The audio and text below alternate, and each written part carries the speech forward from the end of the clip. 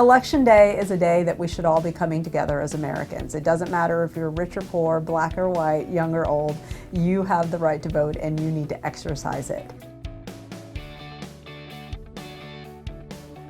If you believe that you are registered to vote and when you try to present yourself or finding yourself being turned away or being told that you're not on the poll books, there are a number of steps you can take, and it will vary depending upon your state and your locality, but generally speaking, you should ask a lot of questions. You should ask the poll worker if you can speak to somebody in the election office to understand why it is that you aren't on the rolls.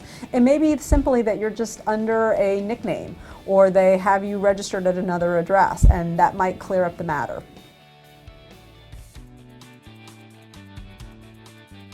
If it turns out that they're not able to resolve the problem for you right then and there, you really should fill out a provisional ballot. They're not regular ballots, they're ballots that get counted after the fact if certain criteria are met.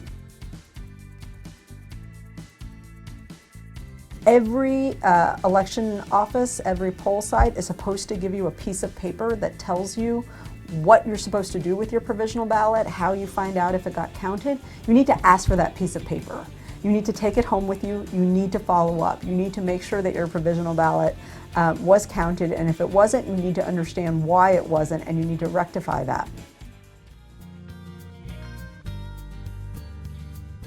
It's also a good idea to report the incident to 866-OUR-VOTE. That's 866-OUR-VOTE. What Election Protection does is it takes legal professionals all across the country and puts them out in the field and puts them in call centers. That way when voters call in, we can troubleshoot for voters. We can answer their questions, we can talk to election administrators if we need to, we can look up rules, and there are trained people in the country who are really eager and committed to making sure that you're able to have as smooth of an election day as possible. The vote is your voice and it's your way of expressing the direction that you want the country to go in. It is way too important to let other people stop you.